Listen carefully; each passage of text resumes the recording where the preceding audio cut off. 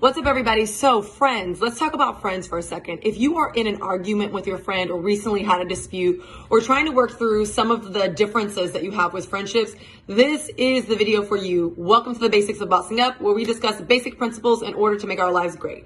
So I had a video that just launched last week around friendships, and one of the most common feedback was, I need to know how to navigate, not just choosing my friends, not just showing them how they're special, not just managing their expectations and mine, as well as my time and energy. But when you have a friend, whether they're in your inner circle, your outer circle, or an acquaintance, or someone that you find near and dear to your heart, and you get in a dispute, how do you navigate that? How do you reconcile the differences when you have someone that you've trusted with your information, someone that you've trusted with personal details that, of course, could be weaponized, but hopefully won't be weaponized, but that's always a fear and in the back of our minds. How do we navigate that? Well, there's two ways that I wanted to approach this. The first way is, I see that the common cliche or saying that says, treat everyone how you want to be treated is definitely applicable here. And the reason I use something that's so common, and maybe you're rolling your eyes like, oh my God, seriously, this is a real life situation, and this girl hurt me or this guy hurt me, and I'm really bothered. But the reason I bring this cliche up as point one is because it is really hard to be the forgiving party when you are the one hurt. So if you feel like someone has done you wrong, it is way harder, and it seems fair and rational that you wouldn't forgive that person until they apologize, until they understand the wrong and the hurt that they caused. You have a just positioning. You're rightfully so upset and angry and distant. But in the point of treating others how you would want to be treated if you were the wrong party. And I know it's hard for us to put ourselves in that position sometimes, because most times we put ourselves heroically in certain positions. For example, if you were the wrong party, if I did someone wrong, the common reaction is, well, if I did someone wrong, I would say sorry. That's just who I am. And I agree with that. Most of us would, but sometimes we don't know that we've hurt someone to the level that we've hurt them. So when dealing with or reconciling a relationship, such as a friendship, when you have a dispute, I would say always take the high road. Even when that person has wronged you greater, should learn from their mistakes.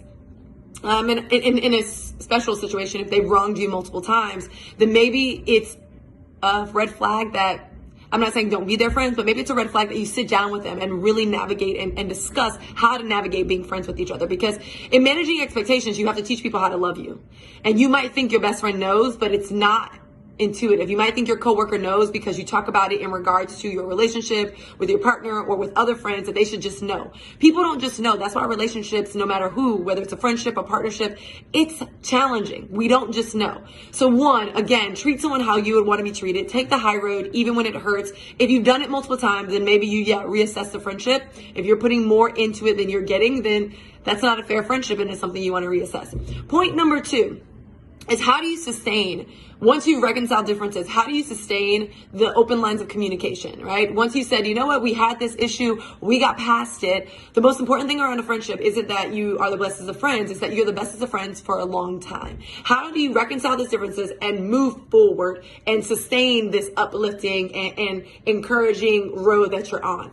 And the second point that I would want to make is that you do check-ins. I was going to say weekly check-ins. I was thinking of work, not weekly check-ins, but you do check-ins. You do quarterly check-ins or biannual check-ins. I think one of the ways that I check in with my best friends or my inner circle and outer circle, just all my friends that I navigate in my life is, during the holidays, I always sit down and talk to them, make sure I have Friendsgiving. That's a time for us to connect. And it's not Friendsgiving with a bunch of people. It's just with that group of people. So we can have real conversations. I can check in on how I'm treating them.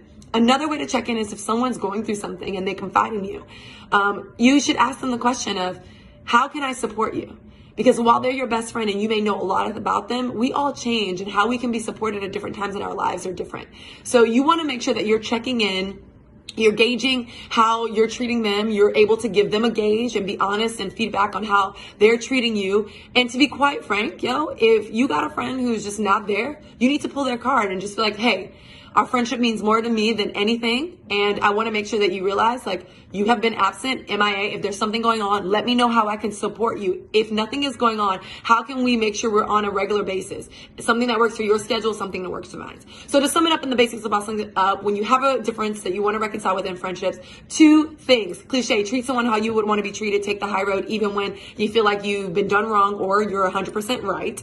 And then 2, making sure that you do check-ins. Whatever the cadence of check-ins that work for you, make sure you do them and establish them within your friendship. And also, I would say all this to say this: most times we teach people how to love us, and in other times we teach people how to treat us. So if you bring up an idea or implement a process, I know it sounds very business-like, but if you implement something in your friendships or at home or in your personal life, it becomes a part of your culture. And that's what you're building with your besties, with your outer circle, inner circle, with all your acquaintances. You're building a process. You're teaching them how to teach you, how to treat you, and you're building culture. So keep building culture, keep reconciling differences, forgive, don't forget, but forgive, and make sure you're willing to move forward and you know how to sustain a valuable friendship that will feed your soul. This one ran over because there's so much to unpack, but I wanted to give it to you, and I wanted to give it to you straight. Thanks for watching the Basics of Bossing Up. I'll see you guys later. Peace out, homies.